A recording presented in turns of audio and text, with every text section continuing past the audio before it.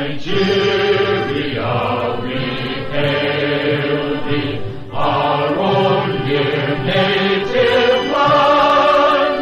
Though tribe and tongue may differ, in brotherhood we stand. Nigerians all and proud to serve our sovereign motherland.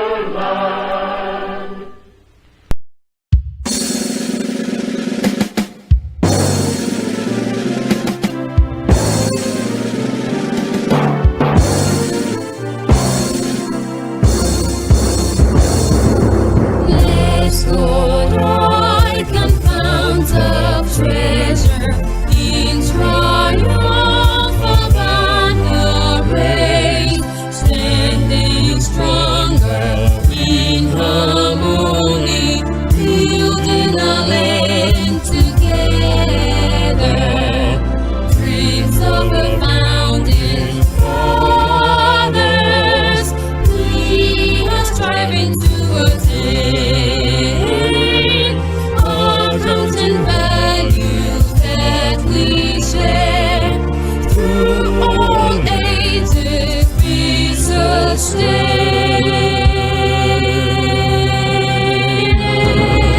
Institute of Chartered Accountants of Nigeria, noble ICAN, noble ICAN, your accuracy we cherish. We uphold your integrity.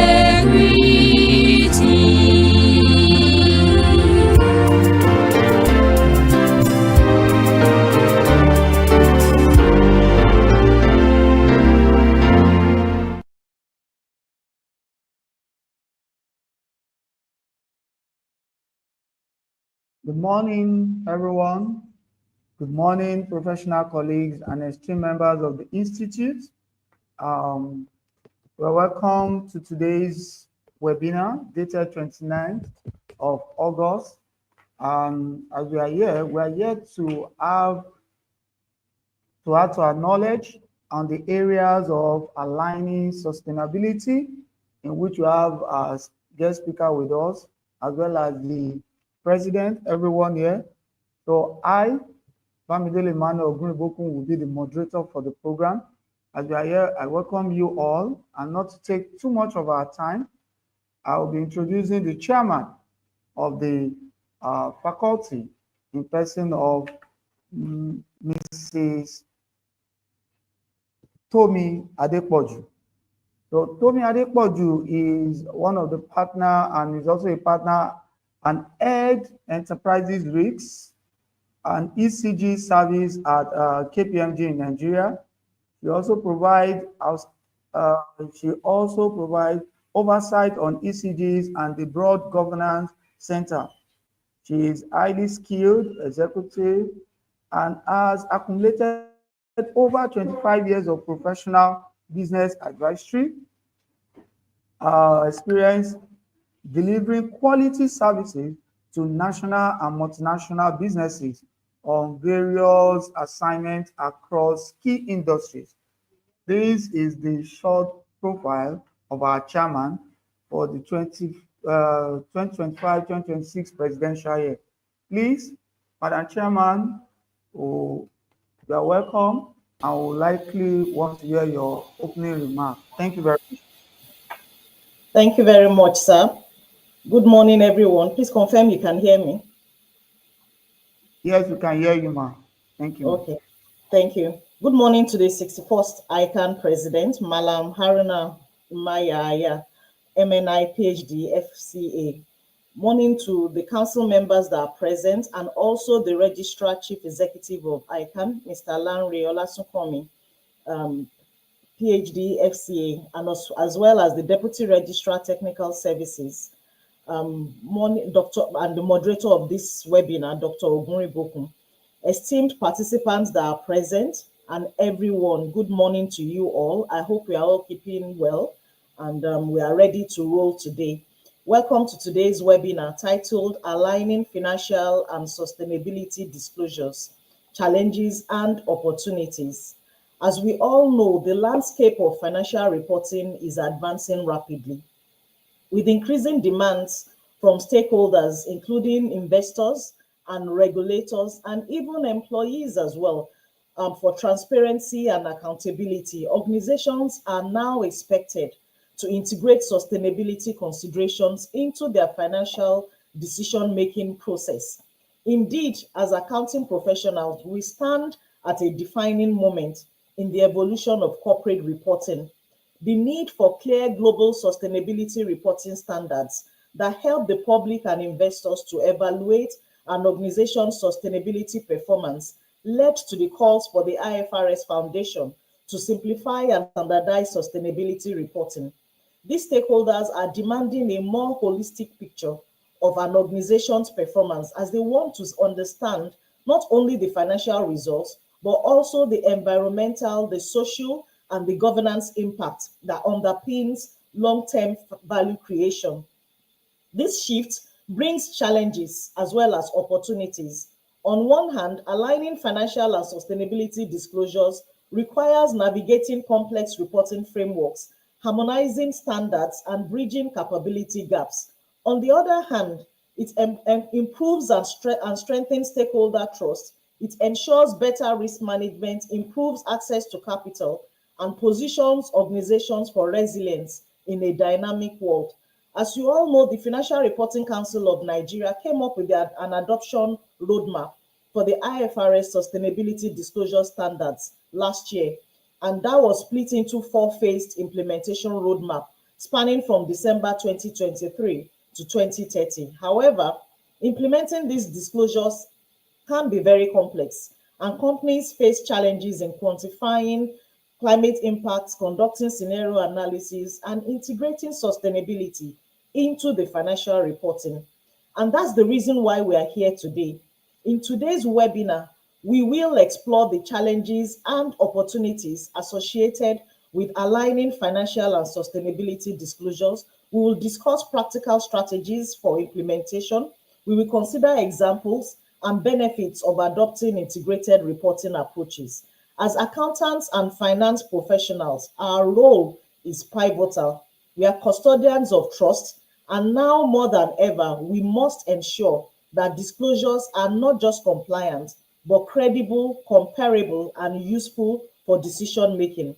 I encourage you to engage actively today, ask questions, and take away practical lessons that can enrich both your professional practice and your organizations. Once again, welcome to this important conversation, and thank you for being part of ICANN's commitment to advancing excellence and relevance in the profession, and also our faculty, sustainability and ESG faculty. Thank you for supporting us by being here today. Over to you, sir.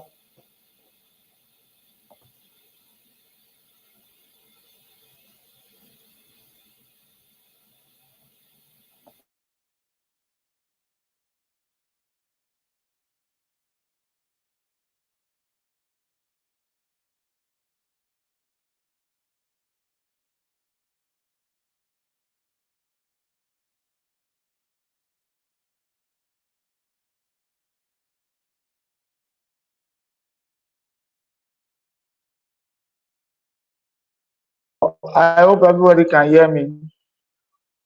We can hear you now. Yes, ma'am. Okay. Okay.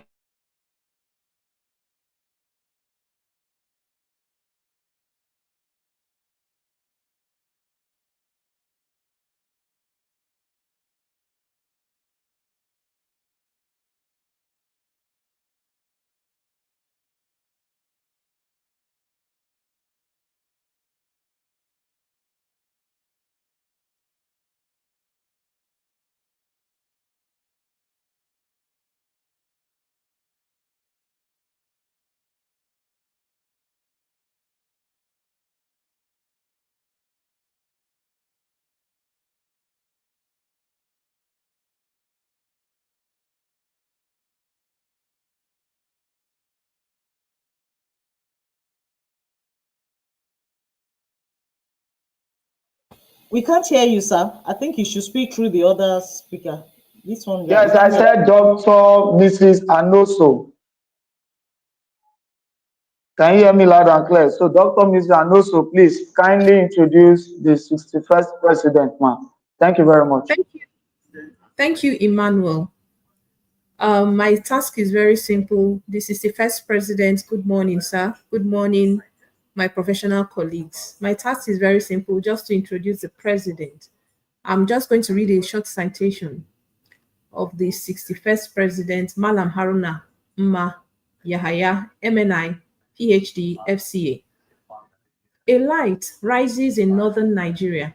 Dr. Haruna Mma Yahaya, MNI, PhD, FCA, academic, reformer, and professional accountant whose journey reflects resilience and vision.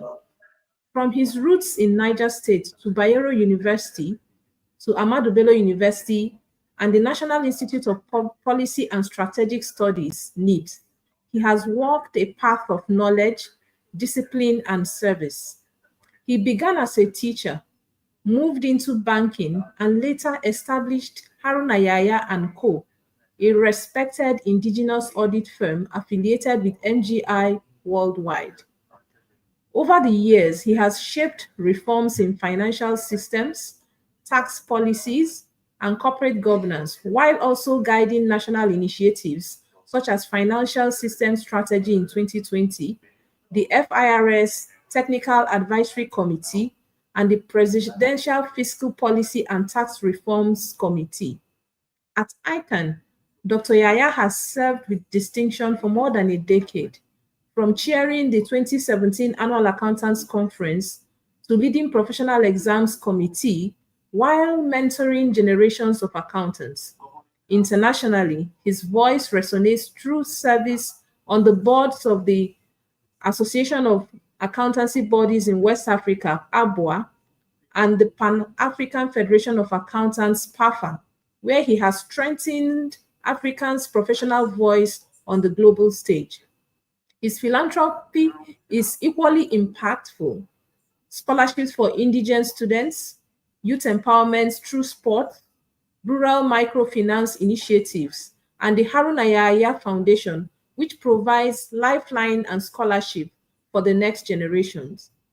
This reflects a leader rooted in service.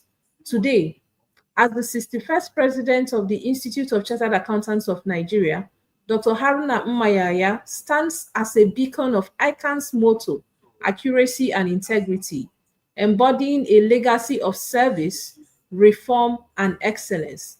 Distinguished ladies and gentlemen, please join me in warmly welcoming the 61st president of the Institute of Chartered Accountants of Nigeria, Malam Haruna Mma Yahya, MNI, PhD, FCA. You're welcome, Mr. President.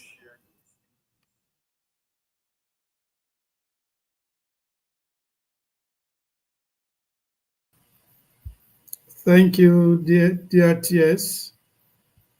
Good morning, everybody. Good morning. Good morning, sir. Are you hearing me well? Very clearly, sir. Okay, thank you very much. My task is simple: to deliver a keynote address to welcome you into this meeting, the webinar. The Vice President of ICAN, Ajia Quisley Segosimi, the MNIFCA, the First Deputy Vice President of ICAN, Dr. Etofulan Osuji, MNIFCA, the Second Deputy Vice President of ICAN, Chief Dr. Oye Akisulore, FCA, immediate past President, Chief DCS Alarive, FCA, the Registrar Chief Executive, Dr. Lade Olasukami, FCA, our guest speaker, Yewande Adei, Senior Manager, ESG Advisory Services, KPMG, West Africa, the Chairman, ICAN Sustainability ESG Faculty, my distinguished professional colleagues, good morning. It is a real honor to be here with you today. And let me start right at the start that this is not just another webinar. This is a conversation about the future, about the kind of world we want to build and the role of accountant that accountant must play in making it better, fairer, and more sustainable. I particularly commend the chairman, Ms. Tomi Adepoju, FCA, and members of the faculty for their hard work in convening this thought-provoking engagement on the themes aligning financial and sustainability disclosure, challenges, and opportunity. Now, everywhere you turn, from the boardroom to parliament, from Wall Street to Abuja, we talk about sustainability reporting. In fact, as we speak, we are in IFAC meeting discussing sustainability for Africa. So about ESG, it is not a fad. It is the spotlight of the world. And if you want to stay relevant, if you want to lead, this is the faculty to belong to. This is where the future of our profession is being shaped. And let me share some good news with you. Very soon, this faculty will roll out certification in ESG real world-class program that will give our members tools and credibility, the confidence to stand tall in any room, anywhere in the world. So I want to encourage you, stand by, get ready, and when these modules are launched, don't just watch from the sideline, jump in and be part of it. You see, the challenges are many. Different frameworks, shifting regulations, new expectations, new standards coming, but that is also where the opportunity lies. We can redefine the value, we can align the financial reporting with sustainability, we can strengthen public trust, and we can make ICAN not just Nigerians' voice, but Africa conscious in global accounting space. I want to thank our faculty leadership for pushing this agenda forward, and I'm especially grateful to our guest speaker, Ms. Yewande Adeyi, for sharing her expertise with us today. Professional colleagues, let me close this with this. The future is not something that just happened to us. It is something we build, decision by decision, action by action, commitment by commitment. And today, by being here, you are part of building it. Somebody called me when they saw this advert and said that what is the difference between sustainability, the ESG, and reporting, corporate reporting? Why are we saying sustainability ESG faculty? Well, you are all aware that ESG is a component, or ESG are a component of sustainability reporting. So in order not to create that confusion, I challenge the faculty board members to look at the name sustainability ESG faculty. It's like we're talking the same thing twice. So it's either we call it sustainability reporting faculty or ESG faculty. So let's not combine the two together because they mean one and the same. So thank you for joining, thank you for caring, and thank you for believing in power of this profession to challenge the lives and change our world. God bless you. I wish you a great session, and I will look forward to a community that will be impactful, and our members will be able to play a global role in sustainability reporting. Thank you, and God bless.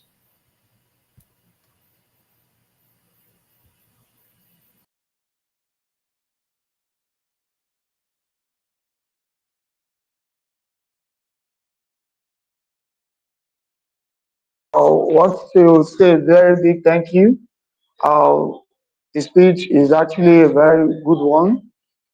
And on behalf of the ICAN Sustainability SDG Faculty 2025-2026 Presidential Year, want to say a very big thank you, my singular honor to sincerely appreciate our 61st president, which is the visionary president, Malam Aruna N. Yaya, ADFC, MNI, for all you have done to lead the council. And if anybody is equally listening, I heard when our president said that coming soon, that there will be certification for ESG, meaning that that is another feather which will be added to our cap. So in order not to delay us much, I want to sincerely thank the president for his address. I know he's very busy and he will be attending other meetings. Thank you very much, sir, and we appreciate your time that you have spent with us. And I also want to use this to equally appreciate all the council members online and every other protocols duly observed as we have them online. So I will be moving fast to our presenters for today, the guest speaker. Our guest speaker for today is Yewande Adeyi. I believe everyone can hear my voice. So I will quickly run down the brief profile of Yewande Adeyi. Please, Secretariat, you can help in projecting this. But I have a copy with me here that I can use to guide my step. Yewande, Yewande possesses over 11 years cumulative experience researching and working on transformational projects with various organizations at both management levels, co-creating ideas and supporting to achieve desired sustainability and governance change. This includes corporate sustainability strategy and framework development, sustainability and ECG, reporting and assurance, impact assurance,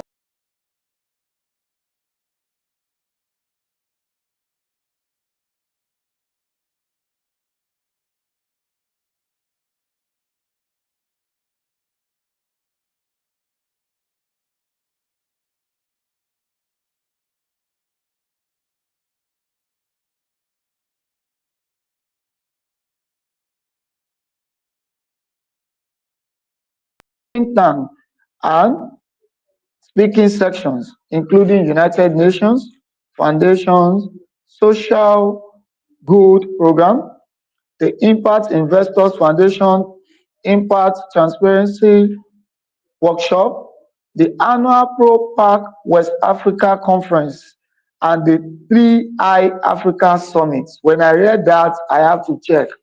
The 3I's Summit, Innovation, Investment, and Impact. You will see that our speaker for today is loaded. Yewande has a master's degree and she is a full member of the Sustainability Professional Institute of Nigeria and the Institute of Corporate Responsibility and Sustainability ICSR, United Kingdom. She has garnered various ECG related certifications, including ISO 14001. I know that is pronounced as ISO 14001, Environmental Management System, and also led auditors and ISO 26000, that is 26,000, social responsibility, and lead implementer, among others. Please, distinguished colleagues, professionals, I want you to jam your hands in the palace of our GZ to welcome our guest speaker, Yewande Adeyi, to deliver our topic. Thank you as we all listen to our prolific speaker. Thank you, ma'am. Please, you can have the stage. Thank you so much, Mr. Emmanuel. Please, can you confirm you can hear me? Dr. Emmanuel, can you hear me? Madam Yewande, are you there, ma'am? Dr. Emmanuel, Yes, can you thank hear you. me? Yes, I'm speaking. Okay, thank you very much, everyone, and good morning. I'm glad for the opportunity to be here. My name is Yewande, as has been rightly introduced, and the 62nd president and the president for the ESG Academy has actually established a base, for my session today. They've, set the foundation for the importance of this critical topic at this time, and I'll just continue from where they have stopped. So the objective of this session, is to provide an overview of the sustainability disclosures. I know that a number of us are familiar with some of them, and some of them may be new to us. Also, there is going to be, an highlight on the shift from siloed to integrated reporting and its impact on value creation. We're also going to be discussing the challenges in aligning disclosures and opportunities in the integration of financial and sustainability disclosures. And then we are going to discuss the role of accountants, as strategic advisors in integrating these two concepts of reporting together. But before I proceed, I would like to hear from the audience. You can drop a message in the chat box. Why do you think this topic is important? Why is this topic important to you? So you can just drop your comments in the chat box. So this is interactive. Why do you think it is important to align both financial and sustainability disclosures within an organization?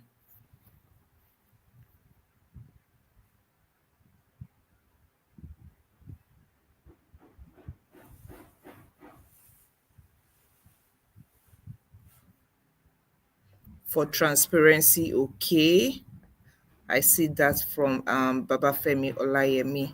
It says for transparency. Other takes, it is now a necessity. That is from Mr. Ismail Assisi. It helps responsibility accounting, okay, to build stakeholder trust, global branding. Important to assure deliberate leadership. Fantastic. Thank you so much, everyone. Thank you for the contributions. And you are very, very spot on. Yes, this topic is so important, and it needs to be established so that we're able to get a key takeaway from it. Typically we used to consider sustainability reporting or ESG reporting as a type of non-financial reporting, separate from the financial reporting. And of course, they come in different forms. You have some call it ESG reporting, some call impact reporting, some call sustainability reporting, some call CSR reporting, some even call it emission reporting or GHG statement, depending on what they are trying to achieve with this report. But you would agree with me that for long it has been categorized as a non-financial reporting, and so then bringing it to financial concept is very critical for the following reasons. So number one, in terms of climate risk, this risk continue to get heightened, and we cannot continue to close our eyes. So the transition and the physical risks that are materializing, we are exposed to them as individuals, as businesses. We're experiencing the floods, we're experiencing the drought, we're experiencing transition. You see a number of oil and gas companies now transitioning their names into energy companies, and they are imbibing the concept of renewable energy and all of that. All of this is because of the climate risk, that is becoming more evident in our day-to-day activities.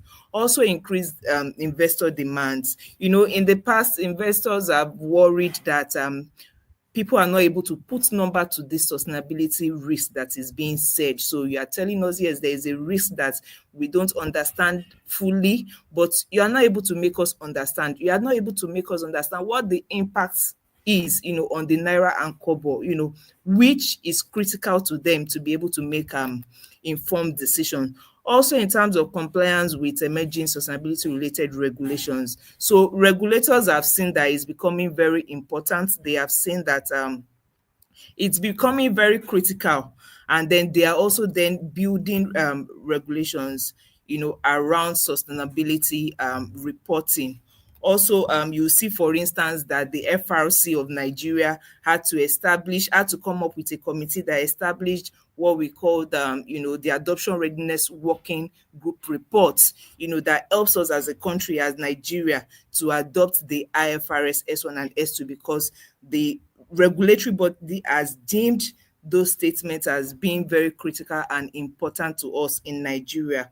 Also, in terms of showcasing impact as well, a lot of times we say that we are doing good, we are doing well in terms of our financials, but we are not able to showcase how we have gone about our business to achieve that financial information, that we are communicating. So we are able to showcase that, okay, beyond these numbers, financial numbers that you are seeing, we are also impacting the planet positively. We're impacting the people around us positively. And I don't know if you have noticed that investors a number of times, especially the category of people they call impact investors, they are beginning to then consider it as a factor. So if I get company A and company B and I see that their results are similar, but company B is able to demonstrate that they are impacting the people and the environment better, I'll rather go with company B. If I even see that company B may not maybe slightly lower in terms of financial performance compared to company A, but I can see that their non-financial impact is very significant. I'm still likely to go to with company B because I see that their risk is quite reduced and manageable. And more so, this environmental, social, and governance issues, they are even then helping organizations, to be able to even push financial performance even better because they've evaluated the risks, they put structures in place to manage those risks, and then there is that tendency, there are those occurrences where you then even see company B even then performing than company A, even in terms of financial performance. We had a webinar recently where a senior management staff of an insurance company was able to demonstrate how they use ESG factors, to evaluate their interactions with the organizations that they insure, that they cover. So when they evaluate the risk and they see that the sustainability risk with this organization A is high, the premium increases. At times, they can even decide not to cover that organization, and that way you see that it still comes back to then impact the financial performance of that organization negatively when there is no insurer to cover you as a business. Also, when you think about increased customer awareness and employee awareness, customers are now so aware that they don't want to be complicit. They don't want to be part of that contribution to the negative impact in the environment. So if they see that patronizing you boosts your business and the business you are into is not, fully supporting the environment, is not necessarily supporting the communities within which you operate, there is that consideration that consumers then want to rethink their association with you. Consumers are beginning to read annual reports a lot. They're beginning to read labels on products and services packages a lot, to make their informed decisions so that they are not considered as being complicit, to some of these risks that are materializing. Even employee awareness as well. They want to be able to associate with organizations that are doing well. In fact, gone are the days where we are limited to, when we report HSC performance, for instance, we are limited to lost time, physical damages and all of that. We are then beginning to consider ergonomics. We are considering emotional balance. We are considering emotional performance of the employee as a result of the organizations they are working with. So all of these are coming into the limelight. Also, enhanced capital as assets. There are cheap loans, there are cheap funds, there are cheap investments. Investors that are willing to take cuts in their return, provided that you are able to demonstrate that you are a responsible organization. Those that are interested in lowering their interest rates, provided you are able to demonstrate that you are performing well as an organization. Even in terms of the competitive differentiator, these are common factors that are now being used to view the overall performance as a business. So because of this, there are a lot of reporting standards, out there that helps organizations to be able to demonstrate and showcase their sustainability performance. Some of these standards have been for a while, and some of them are just existing. The ISSB standards, the IFRS S1 and S2 is very common now. The TCFD, which was a framework on which the ISSB standards were formed, has been quite common. Even the SASB standards as well, now being referenced even by the ISSB for topical matters, the ESRS in the European area, and even for Nigerian companies that have stakes, in those jurisdiction, the GRI, that is about the most common standards in terms of wide usage and all of that. And even going forward to rating tools as well. Other rating agencies, that have been rating credibility and credit and performance before, that have been rating financial performance, are now even integrating ESG consideration to provide that overall rating. And even a local one that we are familiar with is the Augusto and Co, that is now considering ESG requirements in their rating. Also, there are other guidelines that may not necessarily be compulsory, depending on the industry you have, depending on your ambitions, depending on whether the organization is listed or not, then the requirement setting. So all of these regulatory landscape, are there for us to be able to leverage to then, report our performance. Also, because there had been discussions around so many sustainability standards out there, how do we integrate all of these, to you see some sustainability reports, you see about 200 pages, because they are trying to ensure to align with the various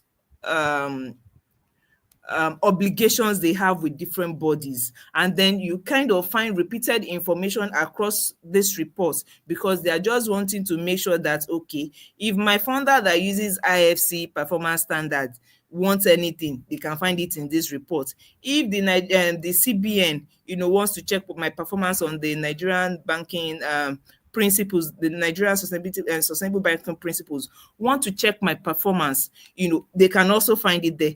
If Mr. A wants to see my performance, they can also see there. So it then becomes very onerous, and duplicative. So because of that, there have been some consolidation among key players, towards the emergence of ISSB. So for instance, the IRC and the SASB had to consolidate into Value Reporting Foundation in November 2020, and they finalized this in June 2021. And then later, that same Value Reporting Foundation consolidated into IFRS Foundation in 2022, again. Also, the IFRS Foundation and the Global Reporting Initiative, they have a memorandum, that helps to be able to align some of this standards. And then you see some publications where there is a mapping ISSB standards and the GRI standards, and it helps you to be able to report in a coherent manner without necessarily duplicating. Also, we are aware that we know that complying with the ISSB standard S2, then helps us already to comply with the TCFD. So all of these consolidations has happened just to ensure that organizations have that comfort in ensuring a smooth reporting experience. So in that case, the imperative has now moved from silos to integrated reporting. Okay, I think my colleague is having a challenge with moving the slides. I may need to take that over. Please hold on.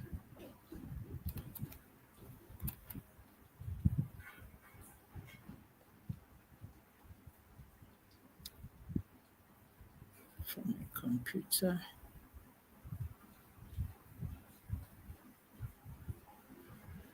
Apologies, please.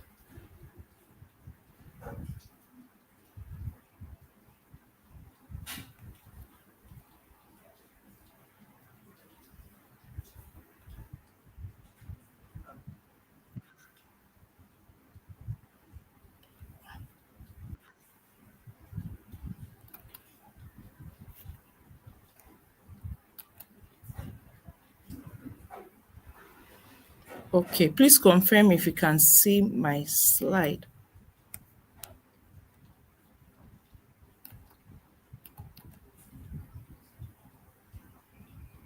Can you see my slide, please?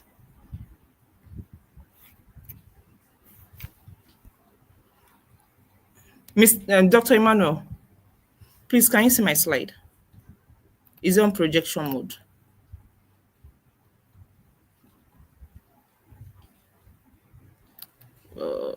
Let me stop sharing. Okay. Okay, I'm saying no.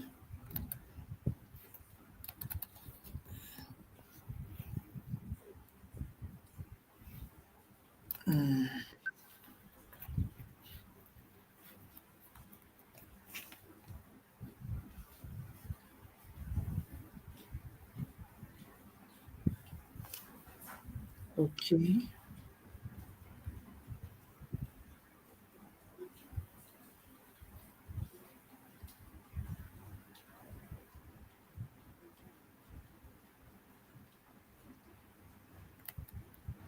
Please confirm if you can see my screen now.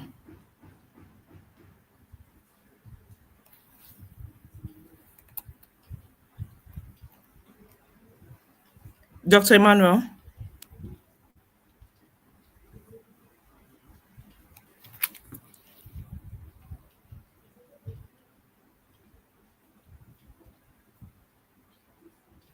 Dr. Emmanuel, can you see my screen?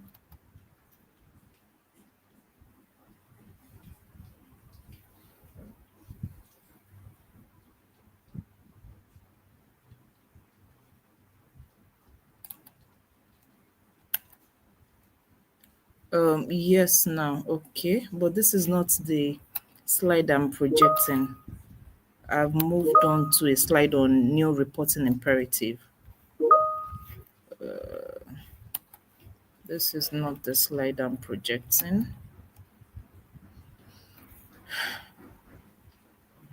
Okay.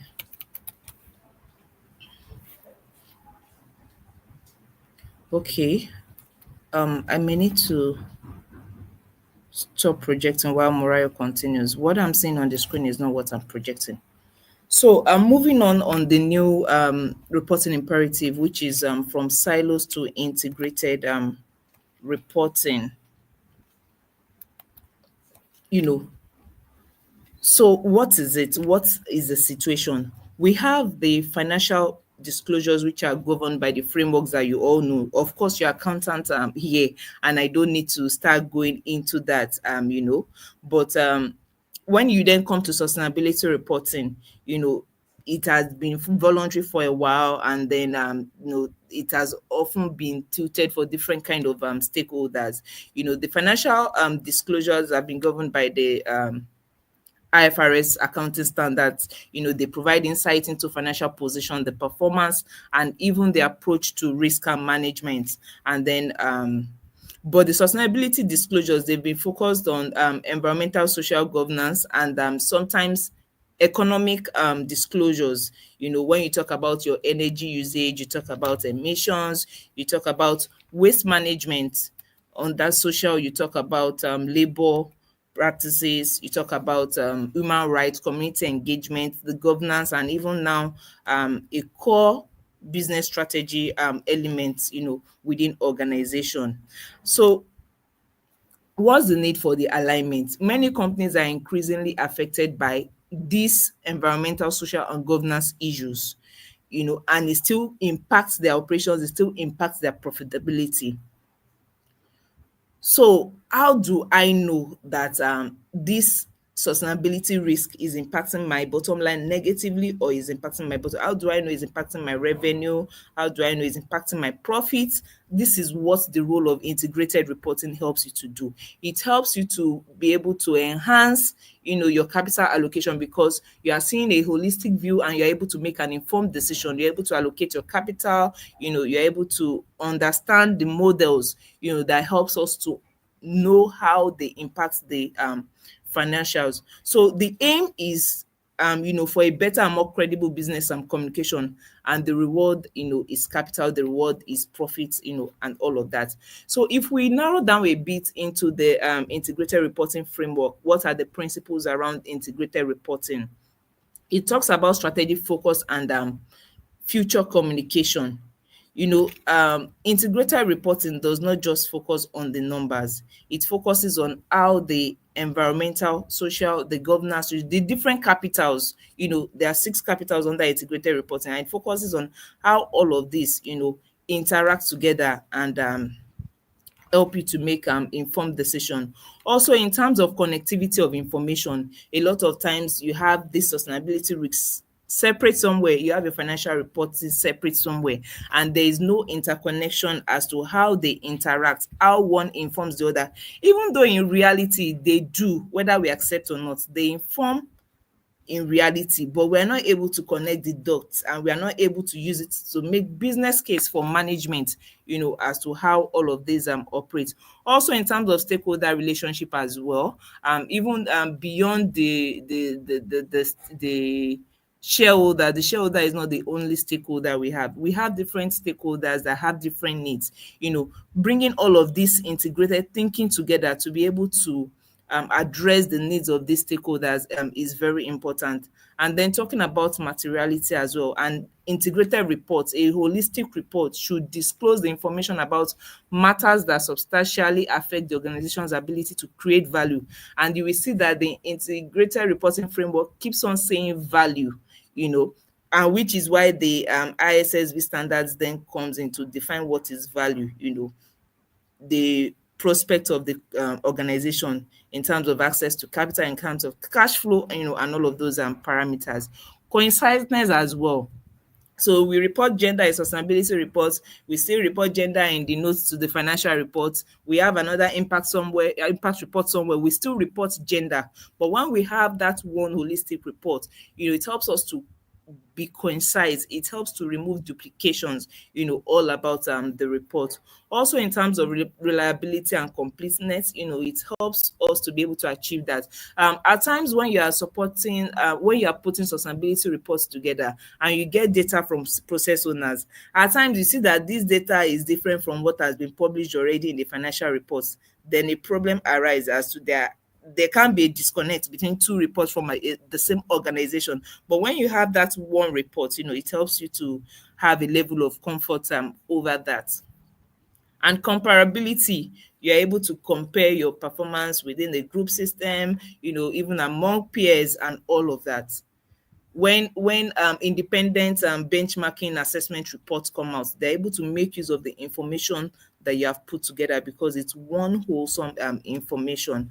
So really, that is then where sustainability related financial disclosure comes in. When you look at the way the ISSB standards have been named, it is for disclosure of sustainability related financial information, to say that, okay, yes, you're going to have your financial information, you are going to have your sustainability information, and you are able to see how they impact, the financial, what line items within the financial statement do they impact. So in integrating all of this, it also then means that your sustainability reporting journey must have progressed to a level. So it means that you are not a beginner. At some point, you have had a gap assessment of what the requirement is, and what you are doing currently as a business, what your documentations entail, what your practices, are within the organization. Then you have gone ahead to build and test, you know, concepts. You have gone ahead to build strategy, to help you implement. You have gone ahead to build frameworks and policies within your organization to help you implement, to integrate sustainability fundamentals within your business such that you are able to aim for that integrated reporting approach. So afterwards, you are then able to bring the reporting requirements together. You're able to obtain your assurance over it, and of course you continue to build on improvement over time, and there's always room for continuous improvement even in the so much mature financial reporting landscape now, there is room for improvement in both types of reporting. So when you look at, they typically call the IASB standards, the ISSB standards, they call the ISSB board a sister board to the IASB. And the reason for that is that a number of concepts, were borrowed from the IASB standards. Sustainability, financial reporting is quite mature. There are a number of concepts that have been established over time and have been used. So then addressing the challenges in sustainability reporting with this concept helps to bring the two concepts to equal footing. They're able to stand shoulder to shoulder. They're able to inform decision. They're able to inform decisions by stakeholders as much as the IASB standards are able to do that. So looking at the requirement of the IFRS 18, which I believe you are all familiar with, for instance, it requires a company to consider whether any material information is missing from its financial statements, and it even referred to the climate-related matters, on companies' financials. Also, it requires that only material information should be included in financial statements, and that any additional item beyond the material information must be with the aim to enhance the usefulness of the report that is being provided. And same thing applies to the sustainability standards now. You are required to report material information. That is the requirements. You can have other add-ons, but it must be that, you are sure that the user of the information needs it to be able to still make an informed decision. Scenario analysis as well. There are various frameworks that have been developed by the IASB and standards that highlights the importance of scenario modeling. So same way, if you look at IFRS S2, for instance, you talk about climate scenario modeling, to help you to model different instances that can arise as a result of climate change and how your organization is responding to it. Talking about materiality judgment as well, the ISSB embraces an investor-focused materiality lens. What material topic is going to help to make an informed decision? What material topic is going to make this investor release his funds to me or not? What material topic is going to make this bank, release or disburse this loan to me or not? This international development finance institution, what core information do I need to release to them to help them determine if they are going to give the loan to me at 10%, at 8%, or perhaps even with zero interest? All of this have to be considered in making materiality judgments. Consistency across reporting. Also, disclosures in sustainability reports have to then align with the assumptions in the financial statement and vice versa. And then when it comes to providing reasonable and supportable information as well. A lot of times when you conduct assurance for an organization, you hear it's a limited assurance, this is not even an audit. What do you need all of this for? But when you bring it to that equal footing with financial statement, the same type of regard, is brought in, and it helps you to be able to achieve your purpose at the moment. So looking at the challenges, what exactly are the challenges of alignment? So I know that if I ask us on this call if we want to align our financial and sustainability reports, we would all say yes, but we have one or two things hindering us. So maybe I would let participants drop comments as to the challenges that they've had in their various organizations, or even thinking through it. What are the challenges that you think that if you are asked to integrate, to support or champion the integration of sustainability and financial disclosure within your organization, what are the challenges that you think you would face? Please drop your responses in the chat box.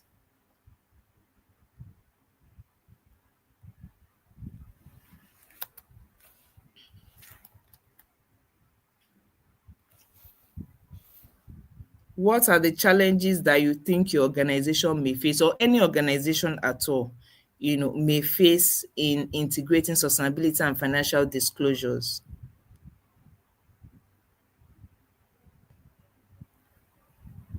Okay, data gathering for sustainability reporting. Okay, thank you, Ayokunle Odewumi. Absence of credible and reliable data. Cost and technical capacity will be challenging. Okay, okay. Yes, these are very valid challenges. Lack of appropriate data to facilitate such integration, accuracy of the information. I hear adequate capturing of recording, involving stakeholders. That's another big one. Stakeholders buying. Quali Okay, qualification of personnel. Okay, thank you so much for your contributions. Very valid contributions. I know that if you ask and if there aren't going to be any commitment, who wants to integrate sustainability and financial disclosure, of course, we would all want to. But when the realities of commitments then set in, and then we are then thinking of, oh, what are the challenges that I need to address, that may hinder me from this alignment. First of all is lack of framework and method to quantify or evaluate material matters. A number of times people have struggled. Somebody has told me before, Scope 3 emission quantification is very difficult in Nigeria. If you are doing 4 categories, you are doing well already, and whereas, yes, while we are doing well already, it doesn't give a full scope, of what exactly our emission portfolio is. So those infrastructure, the framework, methodologies to use, some of them have not been so known before now. Some of them are just getting known, some of them are being modified, to ensure that it addresses the current challenges that we face. And there are times that organizations need to then develop in-house framework and policies, to customize this to their own nuances. If there is no capacity for that, we are definitely not going to achieve that. Timing of reporting. I have an illustration on the next slide that speaks to timing of reporting. So when you see organizations report their annual reports, a lot of times organizations are very compliant with annual reports. Q1, end of Q1 is out because there is regulation. But when it then comes to sustainability reports, you observe that so much later in the year, the sustainability report is not yet out. In fact, I've seen instances where, for instance, a report of 2023 performance is released in 2025. That's just an instance, and it shows that it shows the level of importance that we have attributed to sustainability reports in the past. In fact, there are times that the sustainability professional or the head of sustainability is very much willing to report at the same time with financial, but nobody is giving the person attention, because the one that is highly regulated is the financial reporting, and then they just have to pack it aside until the financial reporting period is over, and then people can then listen to you. What do you want? And that is if they choose to listen to you. Sometimes the information you are asking for is too much. Sometimes they don't even understand what you are asking for. Sometimes they are giving different different variables, varying information at different points in time that you are not able to even put all of it together. But with the emergence of the ISSB standards now, it has to be reported at the same time. Yes, the IFRC of Nigeria gave the window for first year reporting to say that, okay, you can report a standalone in the first year, but afterwards it has to be at the same time. So if I'm going to publish my financial statements by March 31st, for instance, it means that my sustainability information must also be ready at that time and be published at the same time. So this is still in the bid to give the same credence that we have for financial reporting to sustainability reporting. So, and then on the third point, siloed reporting efforts. A lot of times sustainability information is everywhere within the organization. You have with accounts, you have with admin, you have with HR, you have with facilities, you have with different departments within the organization. You know, nobody understands how the information of the department A is feeding into department B. So there is that siloed. You know, I've attended a conference before where um, a process owner even said, we don't even understand what we are putting together. Maybe if we understand the importance of what we are putting together and what you make of it at the end of the day, you know, we are able to give you the right information in good time. So also other challenges include consistency and comparability. You know, organizations are still learning how to effectively measure. Sometimes you see some organization restating some information that they have provided in the past because they just understood it better and they see that, oh, the way they've done it before, they've not been computing the right figures and they probably have been disclosing the wrong figures. Resourcing constraint is another big issue. Resource constraint. A lot of time the budget given to sustainability is so little, you know, is the remaining that is left after everybody has their share.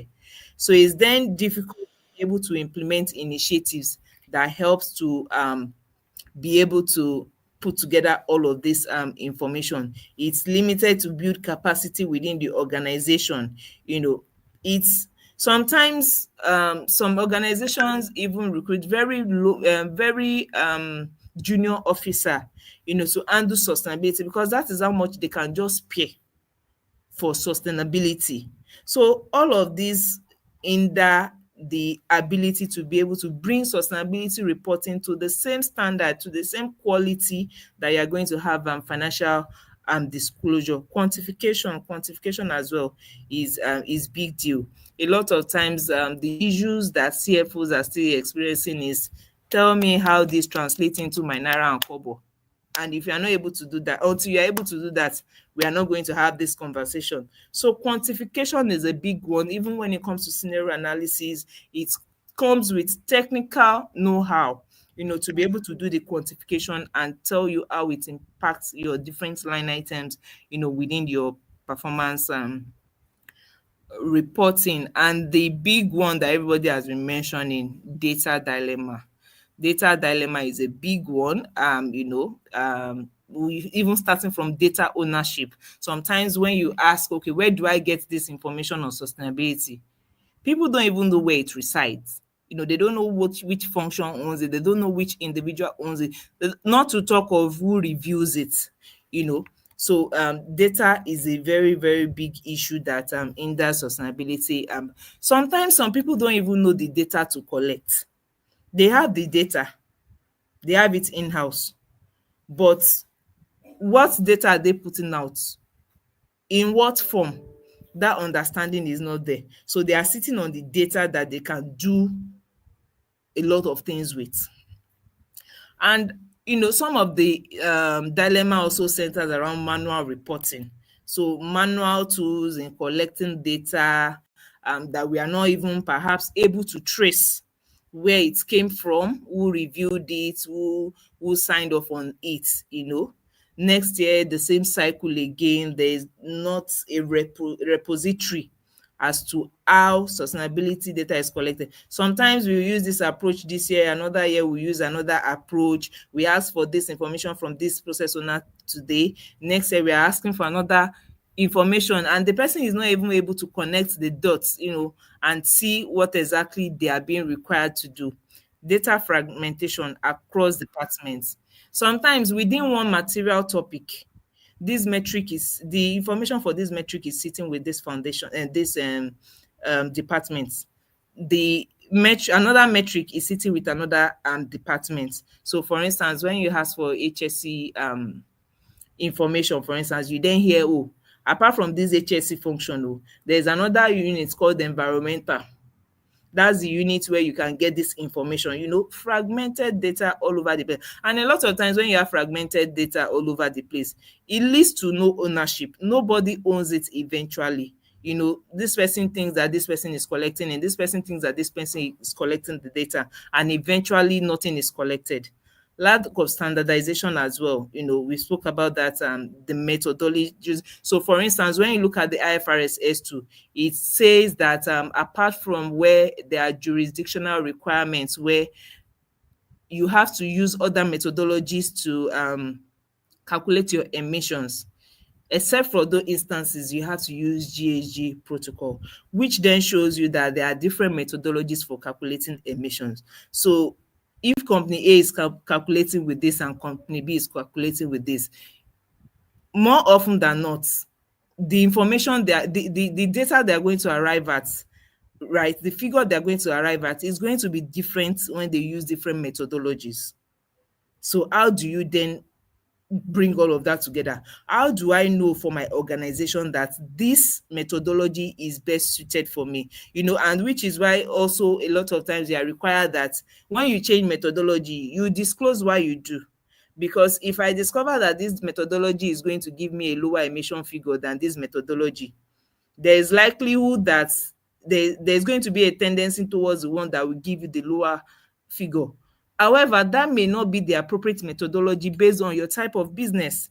So there is need for that standardization. There is need for that understanding within the business as to what methodology works for us or not.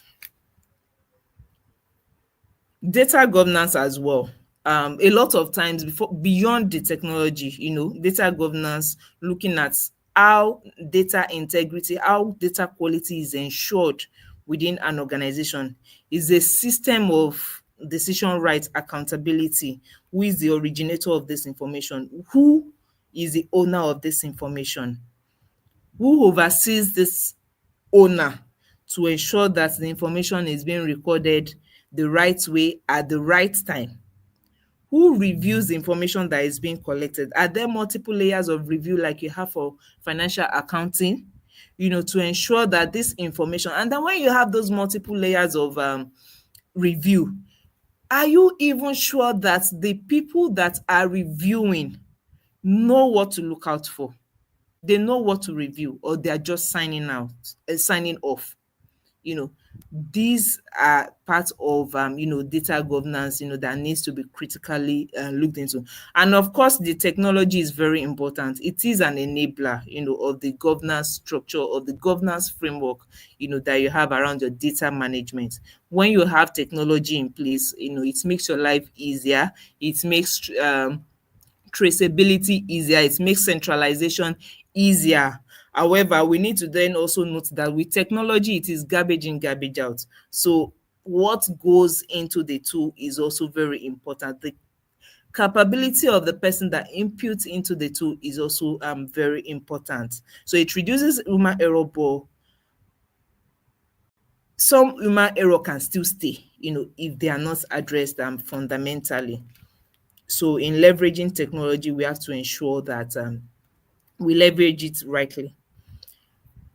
So we've spoken so much about the challenges. There is always a lot to challenges. If we want to start naming challenges, we are not going to leave here. But then, Oluwakemi Eluma says lack of understanding of sustainability framework, data dilemma. Yes, I agree with you. Which framework to even use? Which one is applicable to my business? Why am I using this?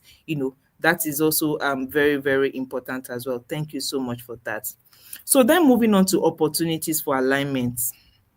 What are the opportunities that are bound if we then are deliberate about our journey in aligning financial and sustainability disclosure? And that is one thing that integrated thinking helps us to achieve. It's a catalyst for strategic advantage. So you are not thinking a silo, you are not thinking about just what you have done. You are thinking of how it fits into the larger picture. You are thinking of doing it in a way that it is useful for the next user of that information to also be able to use to inform their own work. Integrated thinking is generally defined as the active consideration of relationship between an organization's various operation units and the multiple capitals. The capitals include financial, human, social, and natural, and all of that. It is the mindset that ultimately leads to the creation of a public-facing documents known as integrated reports. And the benefits are very, very numerous. So first of all, what it helps you to do is helps you to enhance risk management and resilience.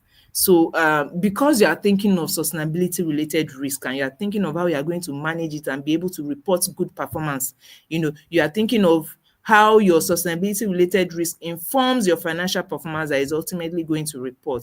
You are then thinking of harmonizing it together. I typically say that an enterprise risk management system is not yet complete if it does not include sustainability risk, because what makes it enterprise risk, it means that it considers all the risk, whether they are sustainability or not.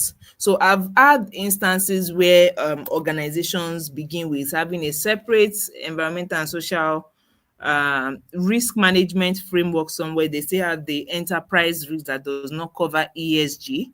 They had the two, and then over time they begin to then integrate. You then have one wholesome framework that takes cognizance of all of that. So the ESG risk also informs your risk appetite. It informs the risk governance. It's even embedded in your lines of defense as well, to ensure that risk is adequately managed.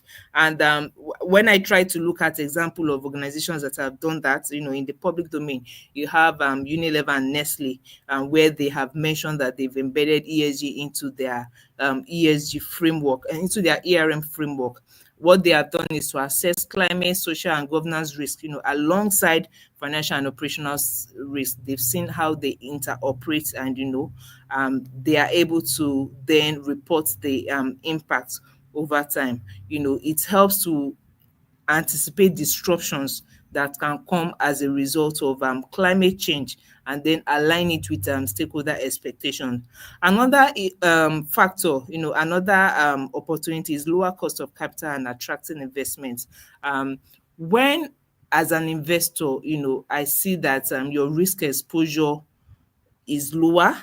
And when I say risk exposure, including sustainability risk, I'm able to provide my capital to you, at a lower cost compared to others where I know that the risk is high. Also, I'm able to even make a decision to invest with you or not. First of all, I gave example of insurance cover as well.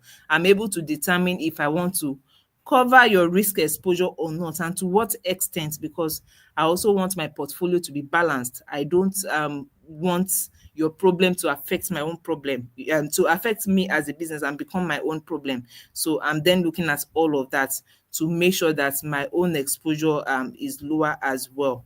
Also, in terms of unlocking new before I move to that, a typical example, will be in the MSCI report that mentioned that companies with higher ESG scores had significant lower cost of capital than those with poor ESG scores. So the capital cost for the ones with lower ESG scores was rated at 6.55%, while the ones with higher ESG costs were able to get capital, at 6.16%.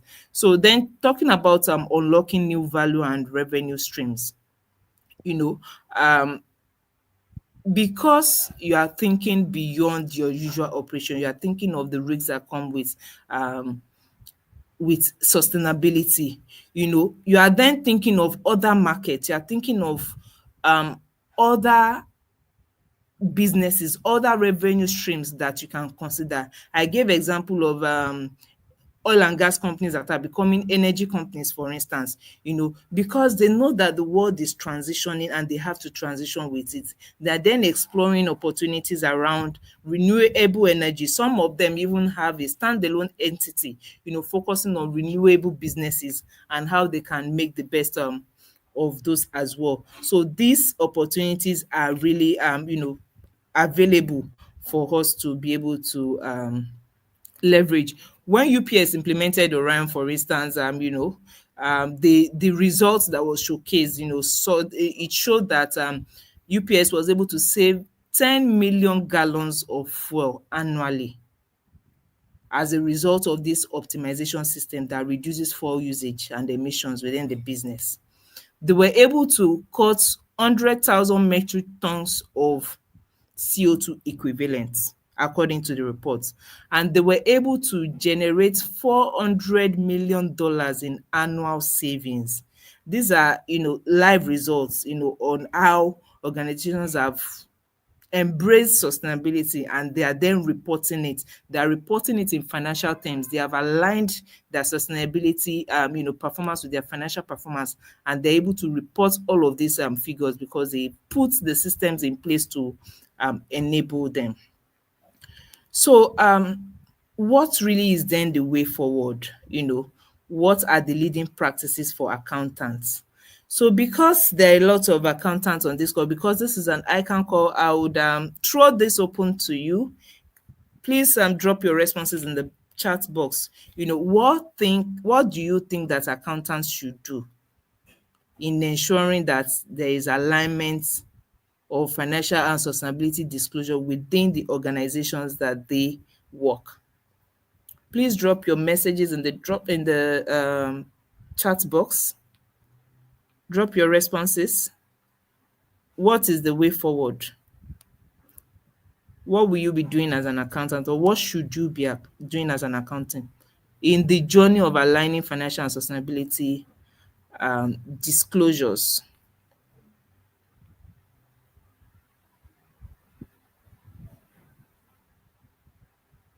Please drop your responses. Stay up to date with relevant laws.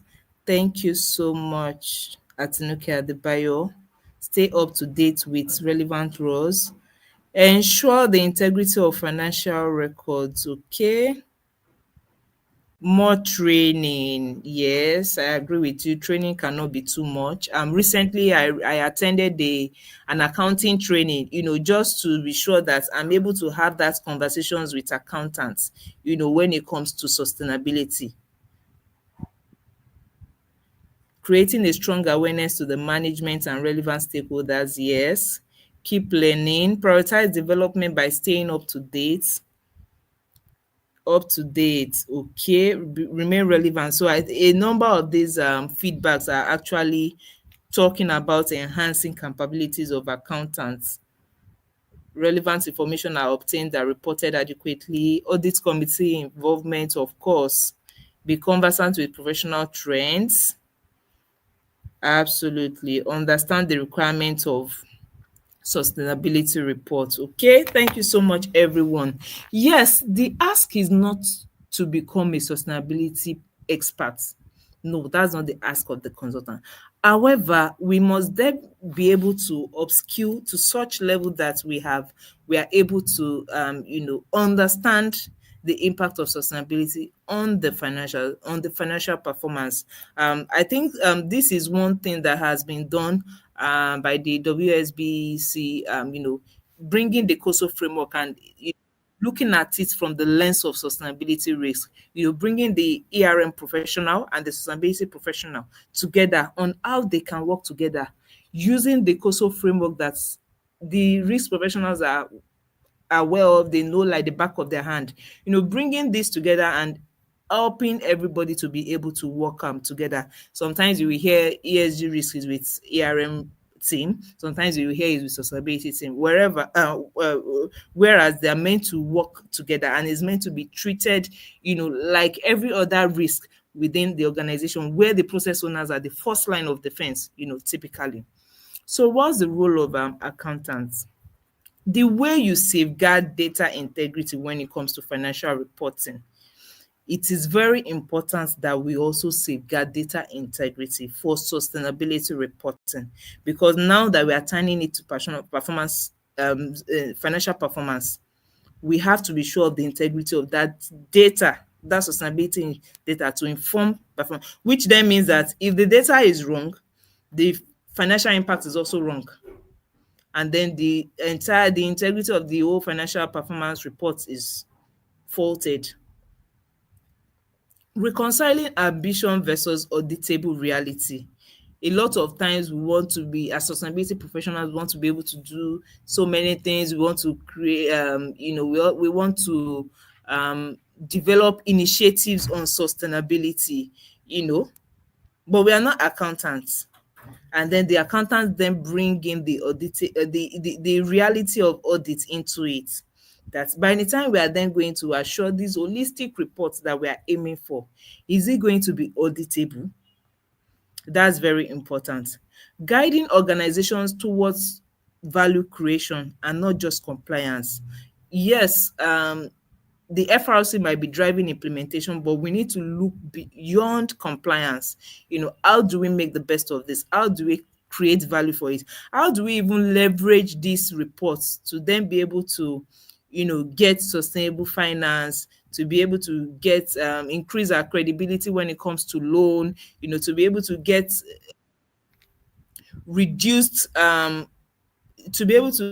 reduced rates, for our insurance cover. It's important that we have that at the back of our mind in terms of value creation. And then leading the transition to transparent, resilient, and sustainable reporting. So it is a collective work. It's not the work of the sustainability professional alone. And it is important that the accountants are part of it. So what are the key steps for building the capacity for integrated reporting? Number one point, we've all said it, undertaking relevant sustainability courses. We've talked about attending webinars in the chat box and all of that. It is important that we understand sustainability, maybe not to the level of an expert, but the foundationals. We need to be able to have it so that we can have that collaborative conversations, with various functions when it comes to sustainability initiatives and when it comes to reporting at the end of the day. Attending workshops, subscribing to different websites, that is going to keep us updated with information. There are a lot of WhatsApp group out there when it comes to sustainability and different people posting, publications as they come out. It's important that we keep up to date with all of those. Understanding sustainability regulatory landscape, the regulatory landscape is very, very important, such that we're able to also support compliance. At the end of the day, if we are doing a lot of things on sustainability initiatives and there's a key regulatory requirement that we are missing, the starting point of corporate responsibility, first of all, is compliance. That's the starting point, even though there is opportunity to go way beyond that. Understanding key sustainability concept as well. Where we don't understand, we can ask, we can have those conversations, just to be sure that we are on board in this journey as well. Engage sustainability functions. Is very important to engage. There are a number of times that sustainability functions say, oh, come and talk to my CFO, come and talk to my directors. I'm not getting their buy-in yet. So it's important that we engage them from time to time so that we're also able to see from their lens and we are able to make a decision that is ultimately for the interest of the organization. Leveraging sustainability data tool as well. We talked about the problem with data challenges. We talked about being manual, being a factor to integrating this financial and sustainability disclosure. There are some times that even our tools, for financial reporting within the organization does not consider sustainability factors, and then sustainability is then done separately in silos. So either we integrate this into existing tool or we have another tool that still works with the mindset of what we are trying to achieve as a business. It is important that we look into this. And of course, all of these are going to come with financial commitments, which accountants, still have to approve anyway.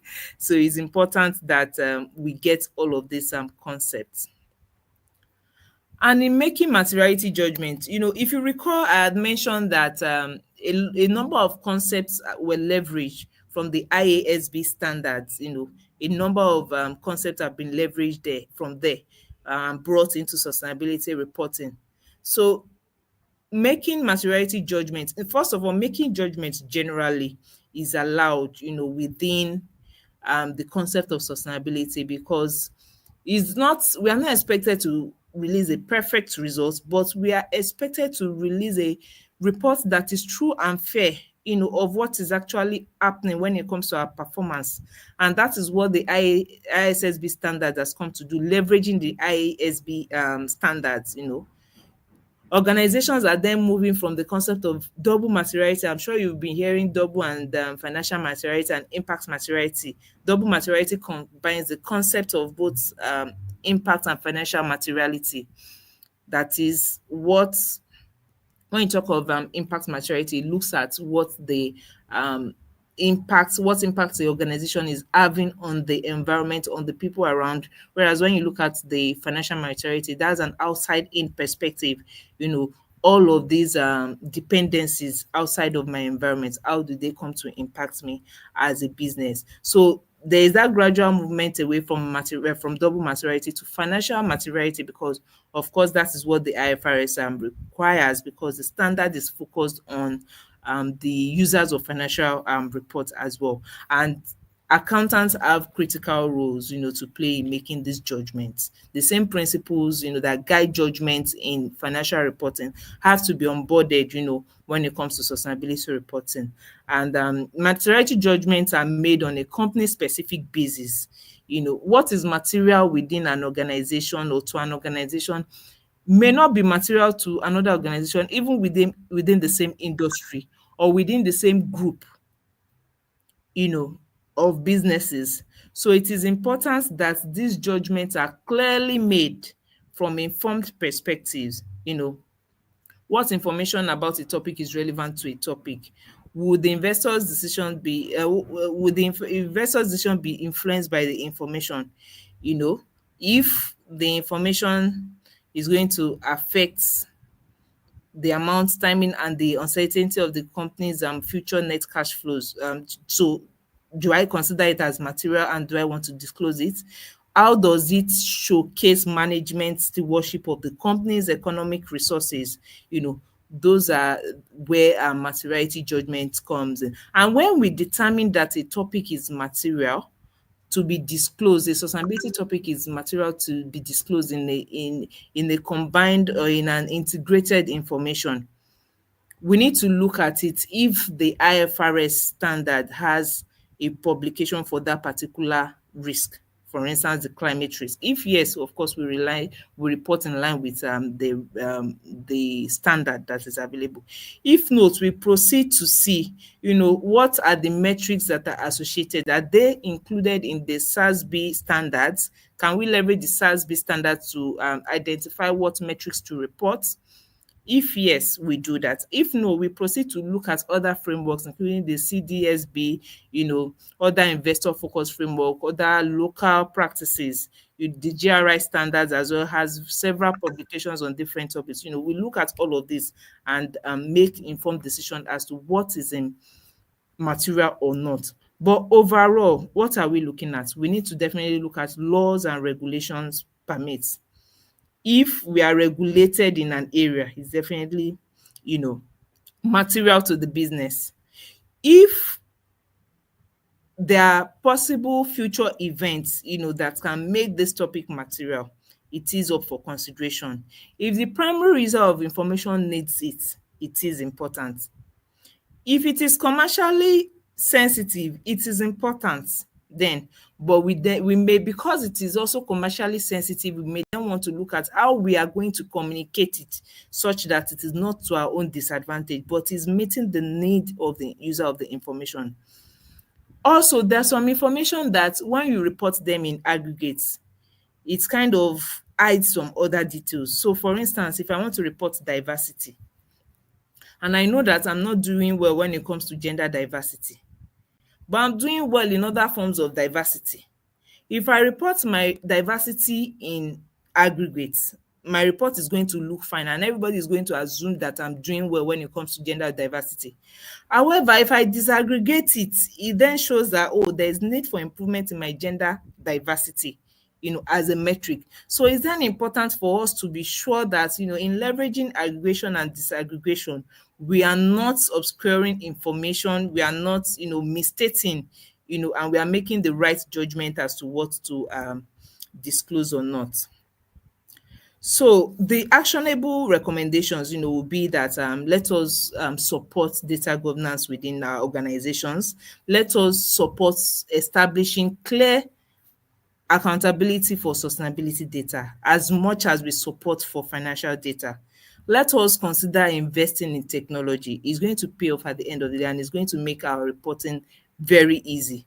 And more importantly, integrated thinking. Let's move away from the silo thinking.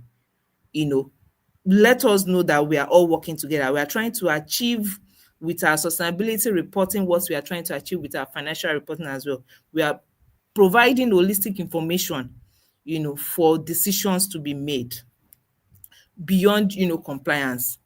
And before we go to question and answer, I will leave you with this.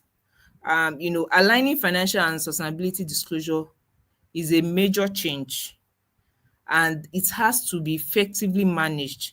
There has to be data governance around it. But what it does at the end of the day is that it helps us to unlock credibility, it helps us to achieve regulatory readiness, it helps to shape our strategy as well.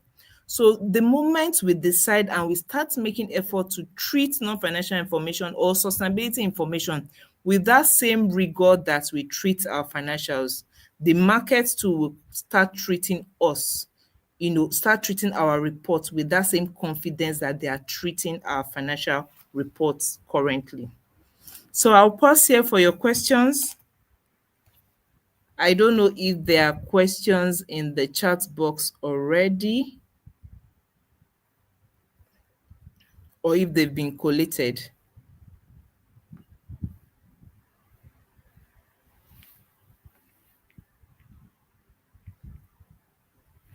Questions? Okay. Dr. Emmanuel, I don't know if there are questions that have been collated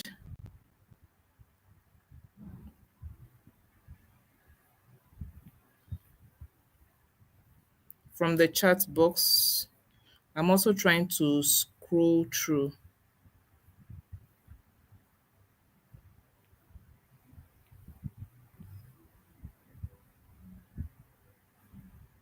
Dr. Emmanuel, can you hear me?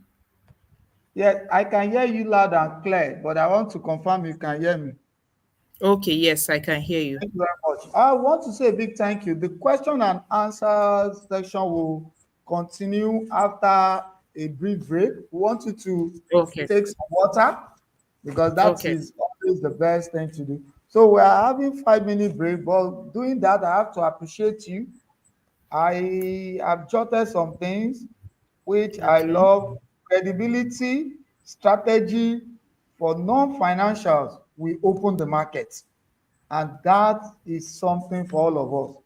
That is not only about the financials, but non-financials will also open the market, will give us confidence, will give us the desirable confidence which we want the investors to see, and which okay, will unlock investors' confidence and access to capital. And you also mentioned data governance, which I've seen that is not about only corporate governance, investing in technology, and then integrated thinking. I underline that. It's not just about integrated reporting, but integrated thinking. okay. We Thank you so want to much, sir. appreciate all these. The questions are rolling in, and the secretariats are giving us the questions. We want you to take some water. After that, Okay. we'll now have to bring in the question. Please kindly submit your question online. And we have people also dropping their questions out there. Please, I will also use this opportunity to remind us from one of the recommendations.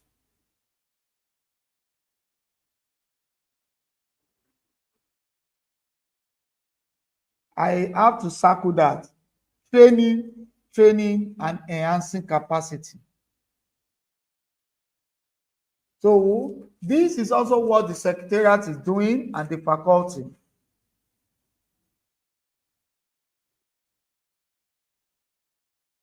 We are going to have 2 days master class and certification program for ESG. Information about this and more clarity and adverts will be sent to our mailbox, and then watch all the ICAN platform. You're going to see all this. It's coming. So you can see that the secretariat, that means the institute, is also working, making sure that we all have the needed capacity. We also have the needed needed knowledge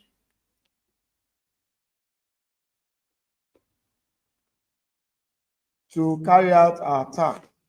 So in doing this, I'm still rolling down. I have some questions here, but I want us to also have some questions we have here. Is there a public institute in Nigeria that charge with the response? Okay.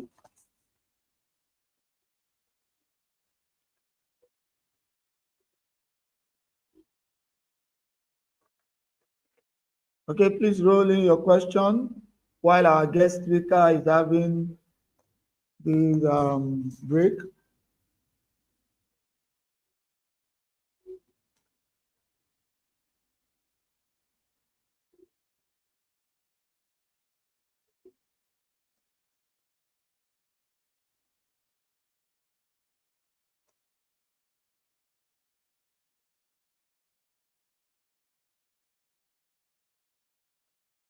Okay.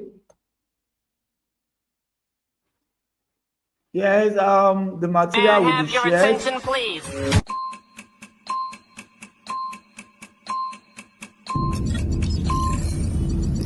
Africa's biggest accounting conference is here again. The 55th ICAN Annual Accountants Conference holds October 6 to 10, 2025. Big conversations, bold ideas, powerful connections. Save the date. ICAN is calling.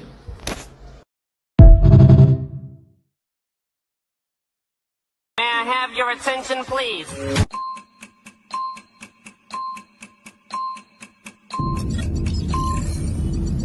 Africa's biggest accounting conference is here again. The 55th ICAN Annual Accountants Conference holds October 6 to 10, 2025. Big conversations, bold ideas, powerful connections. Save the date. ICAN is calling.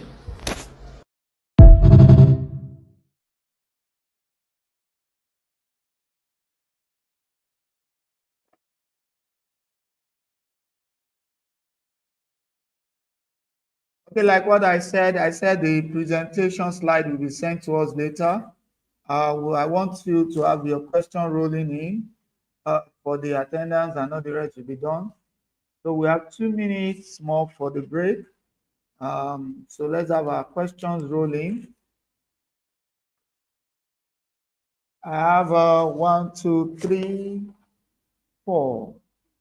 I'll say I have 4 questions already.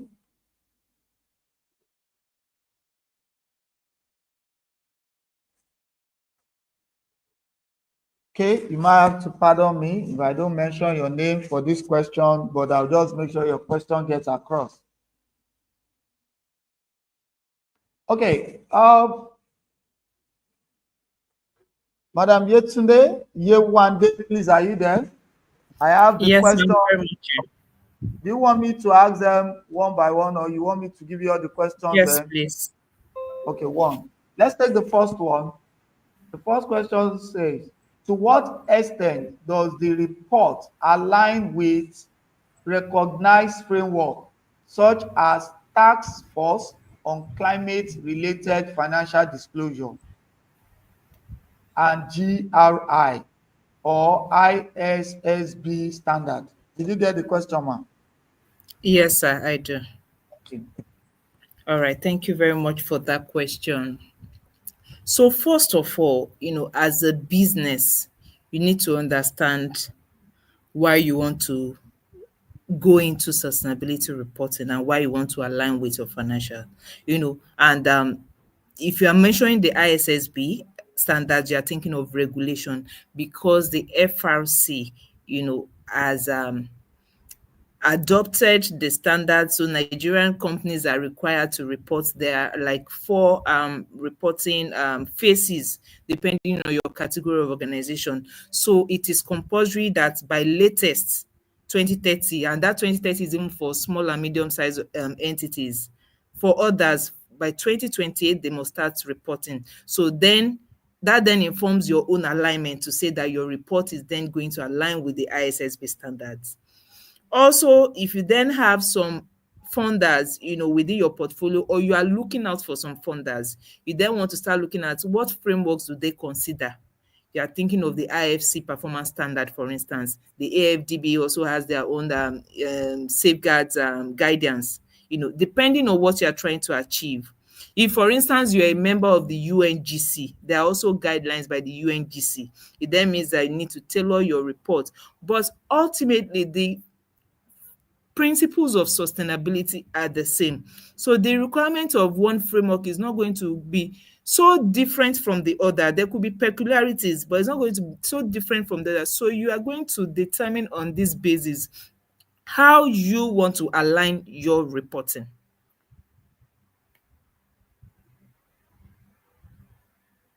Thank you very much. That is actually holistic, and I think that I've also answered the second question that said, is there any public institute that guides this? But there's one that we have here that said, how can ISSB and IASB rules be merged? That means have a convergence in the way things are done. So you just have a single document, not that you're prayed on one or two documents as you have in multiple things. Thank you, ma'am. Okay, thank you very much. Well, that's convergence.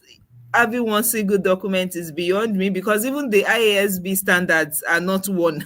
They are not one. However, what is important is the spirit, which is why the ISSB, the board, has leveraged the principles in the IASB standard to say that, okay, if we want the sustainability report to have the credence, the type of credence that financial reports have, then it means that the basic concepts, of materiality, of error, of judgment, all of those concepts have to be onboarded here too, and they have to be onboarded in the same manner.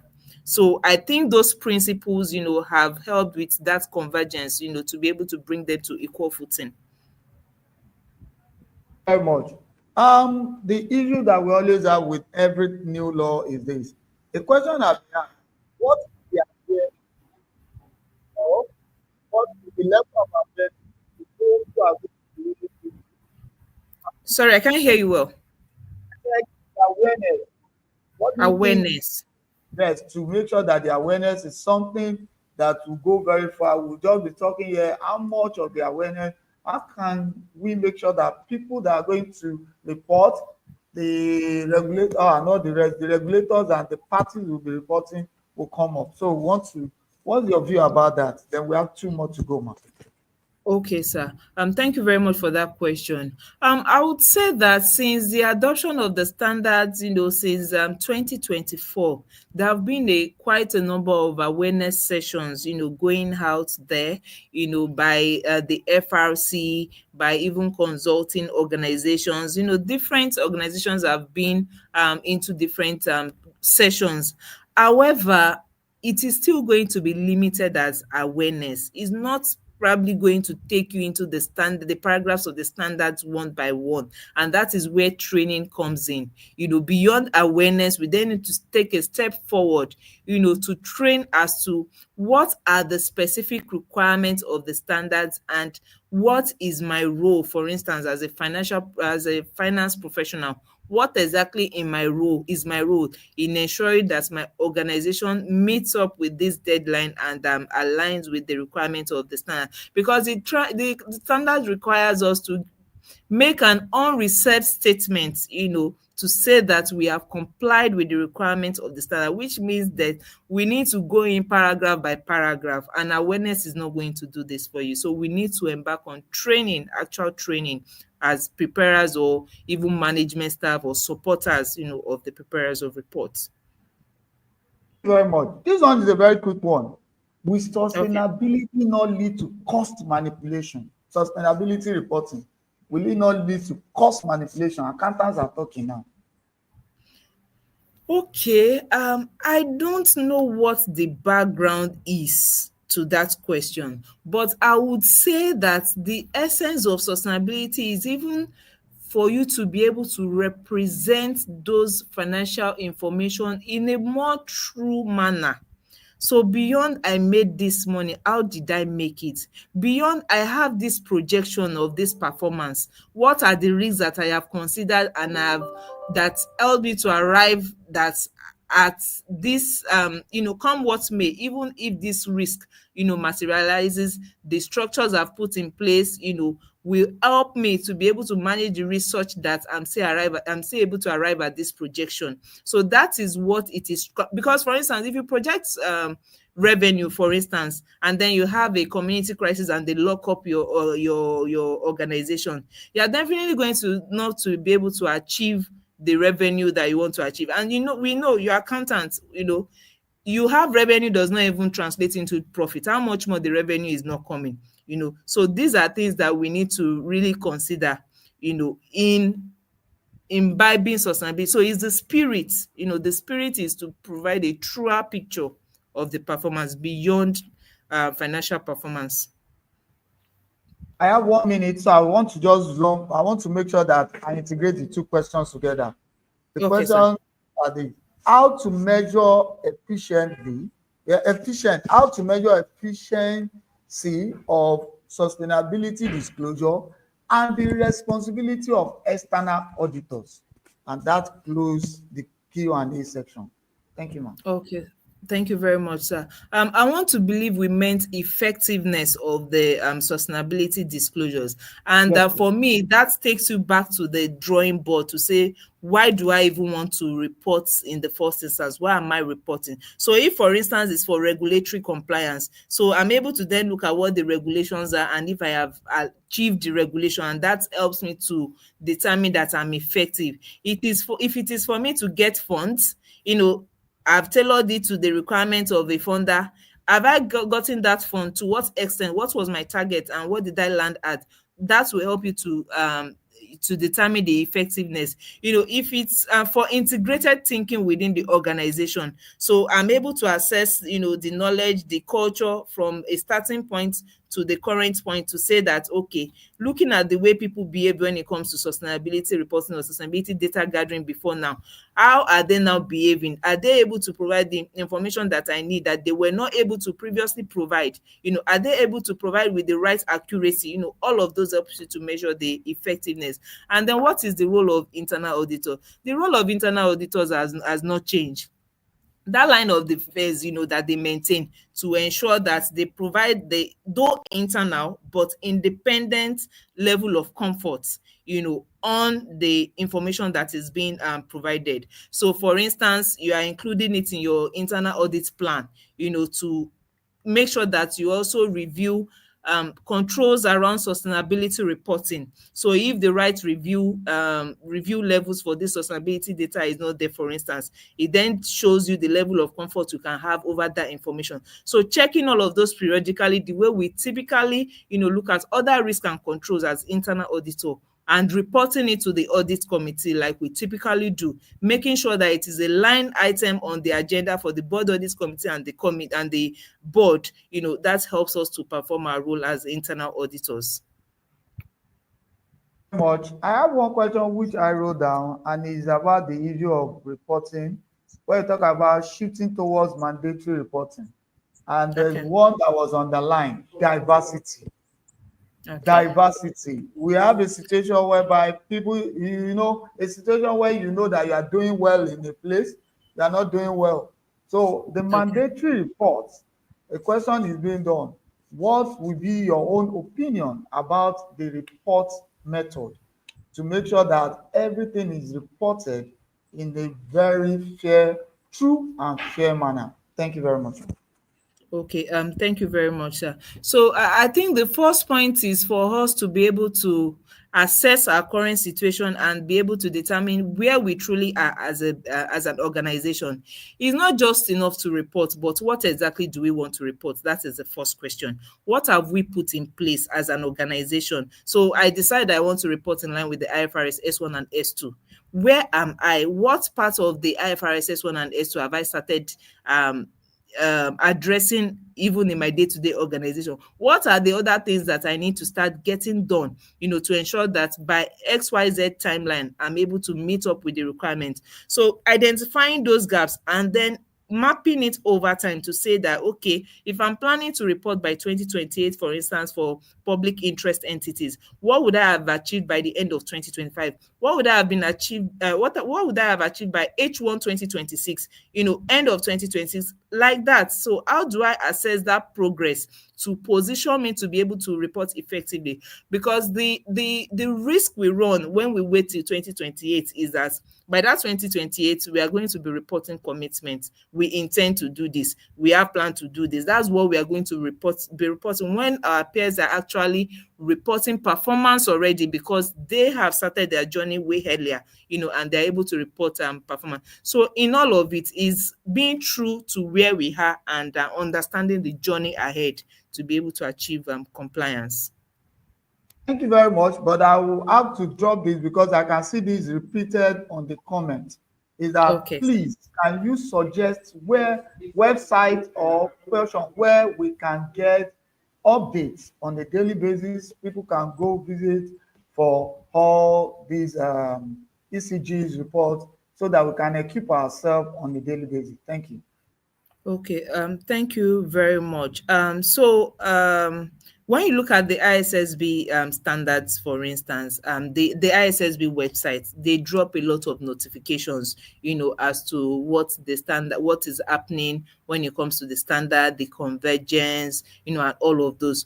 Also, there are different websites, that you can leverage. For instance, consultants like us have websites that you can get notifications from, have publications that we put out there in social media, on the website. There are also news channels. For instance, there is an ESG Today. I'm not advocating for it, but ESG Today gives you daily, insight as to how what is happening around the globe when it comes to ESG matters. So those are free sites you can easily research, and then you can get the information that you need. Just to mention that sometimes it may not be all the information that is there that you need, but you're able to sieve out what you need. Also, there are a lot of WhatsApp informal groups that are out there, that people discuss all of this. So just ensure to reach out to experts in this field or professionals in this field, and then they'll be able to address your specific needs, because these websites also address different kinds of needs, actually. Thank you very much. I want to use this opportunity to thank you. And I'm sure all participants have seen that we really brought the experts that have done justice to it. Yewande have really showed to us that it's not just knowing it, but also bringing it to fore. And what I also want to say, I have to also thank the chairman of the sustainability faculty. She knows her onions and she has to give us the right turmeric. So thank you. I want to say a big thank you to everyone. I would like to call on Dr. Ijoma, who is the Deputy Registrar Technical Service, to please give us the closing remark and also vote of thanks. Secretariat, I don't know if Dr. Ijoma is around. Thank you, Dr. Ijoma, and also thank you very much. You have the floor, ma'am. Thank you very much, Emmanuel. And a very big thank you, Yewande. It's been a very interesting session, and it's just a taster, because you can see everybody is hungry to know more. And that puts a lot of responsibility on the relevant faculty to churn out more information for members to, not be bystanders in the discussion of sustainability. That being said, I want to say a big thank you to the 61st President for gracing the sustainability webinar, the free sustainability webinar with his presence, even though he was in another international event. He had to step out aside to give us his opening remark. That puts a lot of it shows how important this webinar is to the Institute. And on behalf of the Institute, I also want to thank him for his inspiring charge and for positioning this faculty at the heart of global relevance. Sir, your leadership continues to light the way. We also want to thank our council members, other members of the sustainability faculty, and participants across the globe. Your presence reaffirms this is indeed the faculty to belong to. With our certificates about to commence, I encourage my professional colleagues and other members to be ready to take full advantage of the modules as they become available. I want to say a big thank you to our faculty chair, Tommy, and her team, and for your tireless work in convening this session. Our deep gratitude also goes to Yewande for sharing these very rich insights. You can be sure that our members will search you out and keep following up for more tidbits. Together, let us carry today's lessons forward, that to build trust, to advance sustainability, we can shape a future defined by integrity and impact. Thank you, everyone, and God bless you. And thank you, Dr. Ijoma. So we'll take this to a close. Secretariat, please, the ICAN anthem and the national anthem as we take our close. And further information will be sent to us via our WhatsApp, and then how we can get the slide. Thank you very much. Secretariat, we also thank you. I take the greetings of all the members. I share the greeting of the chairman and say thank you for joining us. And please don't forget to also join us for the 2-day class. Thank you very much.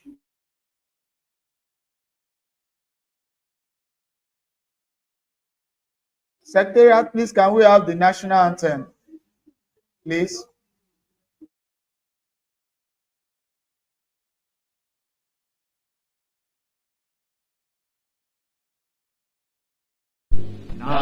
Nigeria, we hail thee, our own dear native land. Though tribe and tongue may differ, in brotherhood we stand. Nigerians old and proud to serve our sovereign motherland.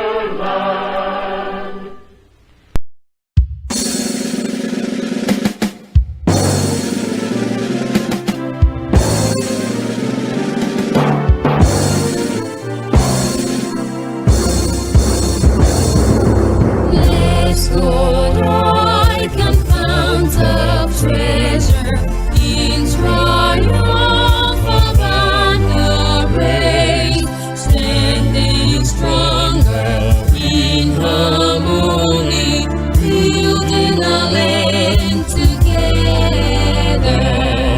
Dreams of a founding fathers, we are striving to attain our common values that we share. Through all ages we sustain. Institute of Chartered Accountants of Nigeria. Noble ICAN, noble ICAN, your accuracy we cherish. We uphold your integrity.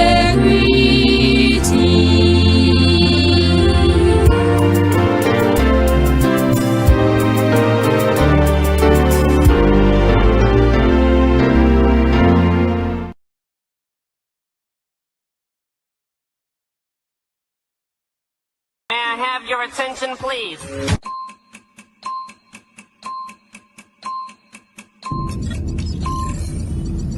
Africa's biggest accounting conference is here again.